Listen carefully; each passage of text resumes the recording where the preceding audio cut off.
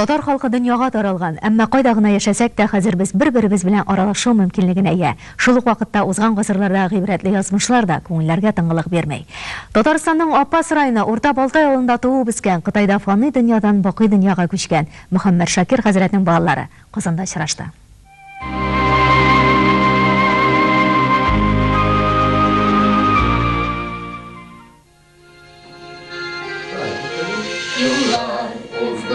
İller gizdim,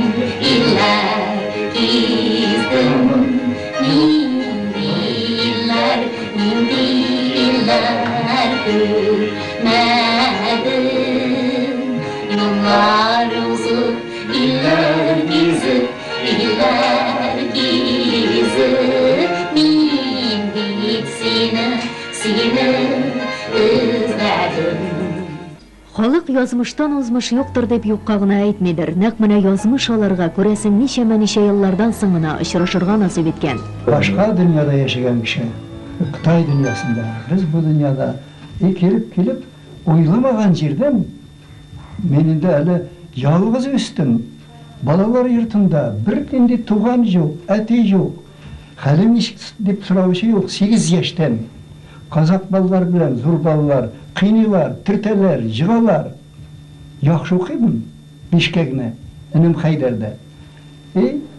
Шундый шарайтта үсеп, соңыннан Аллага мең шөкер 60 яшыннан соң менә бу балалар бөтен туганнар табыла башлады. Аларның әтиләре бер, әниләре башка, хәзер инде аралашып гомер итәләр, ерак араларда кертә түгел. Сез туганларны табырга тиеш. Һәм чәйдә дугада һәр вакыт безгә бәхт теләйди безгә. Дугасын алганбыз әтинең. Аны өчен Аллага шөкер, менә бүгенге көндә абыйны, туганларны, авылдагыларны, әтинең йортларын күрергә насип булган.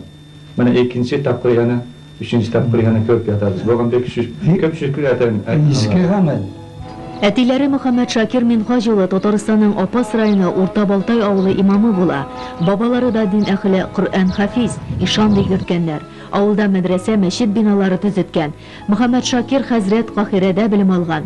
Мәликә ханым белән матур тормыш коргач, колхозлаштыру чорында әлеге гаилә чит-ят җирләргә чыгып китәргә мәҗбүр була. Күршесе әйткән авыл советында карар булды, мулланы 6 баласы белән Себергә сөргөнгә җибәрергә.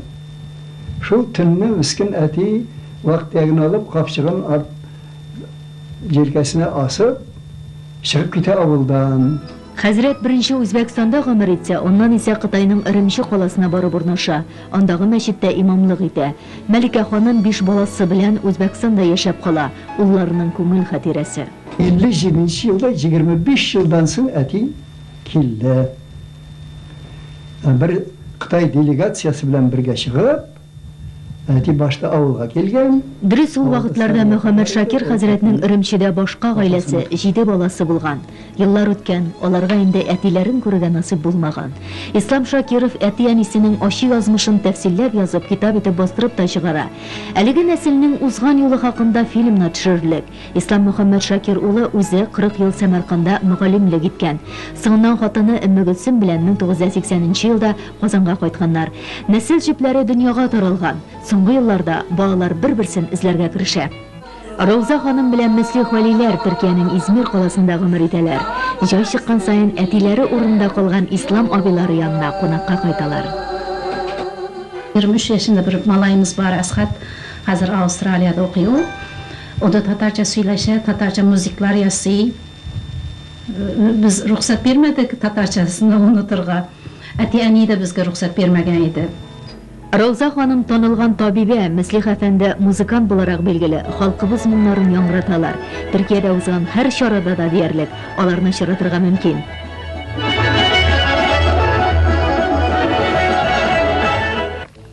Безнең вакытларда менә халык көйләре, Аюрак әйтик, менә Сагыну көе, Сарман бойлары, Казкан аты, шулай Сабан тоҗыры, менә бу шикелле көйләрне без кичкенәдән өйрәнгән идек. Казанда әти-әниләрнең яраткан спектакле Зәңгәр шәлнедә тамаша кылганнар.